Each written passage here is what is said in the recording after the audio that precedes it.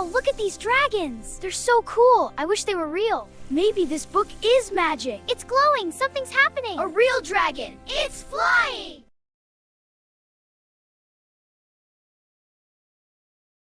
Hashtag the river and the present moment.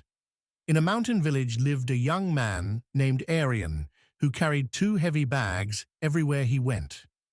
One bag was filled with yesterday's regrets. The other was filled with tomorrow's worries. He carried them so long, he had forgotten what it felt like to walk without weight. Arian had made a mistake 2 years ago. A business he had lost, a friendship he had broken, words spoken in anger that could never be taken back. Every morning, he would open that bag, take out each regret, examine it carefully, feel its full pain, then pack it back and carry it forward.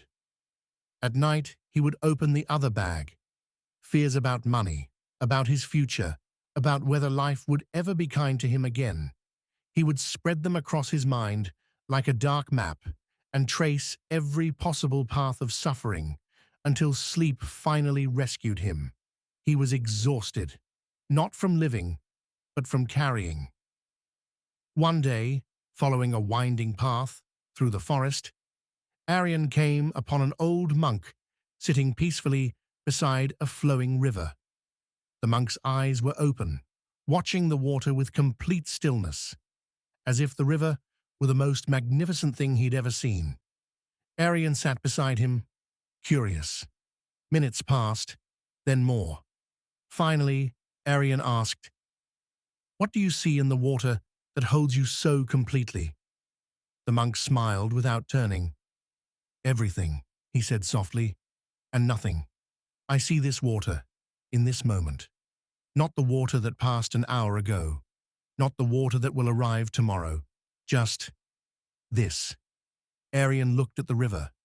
It was beautiful, but his mind quickly wandered back to his regrets, his fears, his heavy bags. The monk noticed. "You are not here," the monk said gently. "Your eyes are at the river, but your mind is somewhere else entirely. Yesterday, perhaps, or tomorrow." Arian looked down quietly. "Both," he admitted. The monk picked up a dry leaf from the ground and placed it on the water. They watched it float, spin gently, and disappear around the bend. "The river does not chase that leaf," the monk said. "It does not grieve its leaving. It simply flows, fully present with whatever is here now." He paused.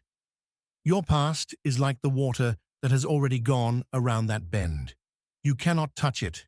You cannot change it. Yet every morning you reach backward trying to hold it, and you tear your hands on nothing."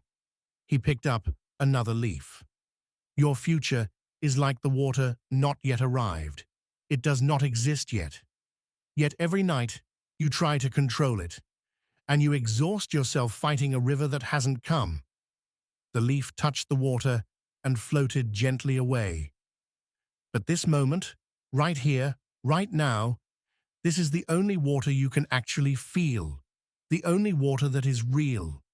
Arian felt something loosen in his chest. "But how do I stop?" he asked. "The past comes without invitation. The worry arrives before I even wake." The monk nodded kindly. "You cannot stop the thoughts from coming, but you can stop unpacking and living inside them. When the past arrives, acknowledge it like an old visitor at the door, then gently return to now. When worry about tomorrow comes, nod to it, like a cloud passing overhead, then gently return to now." He touched the flowing water with one finger.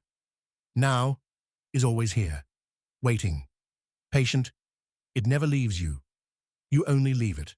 Arian sat by that river for a long time after the monk left. He watched the water, really watched it, the light dancing on its surface, the sound of it moving over smooth stones, the coolness of the air above it. For the first time in 2 years, he was simply here. No past, no future. Just this river, this light, this breath, this moment.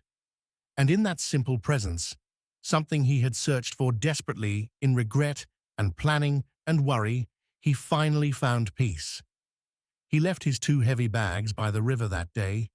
He walked home lighter than he had felt in years, not because his past had changed, not because his future was certain, but because he had discovered the one truth that changes everything. This moment is enough. This moment is home. This moment is all there ever truly is. Do not dwell in the past. Do not dream of the future. Concentrate the mind on the present moment. Look, the dragons are coming alive! Wow, they're flying! This is the best story ever! Yeah!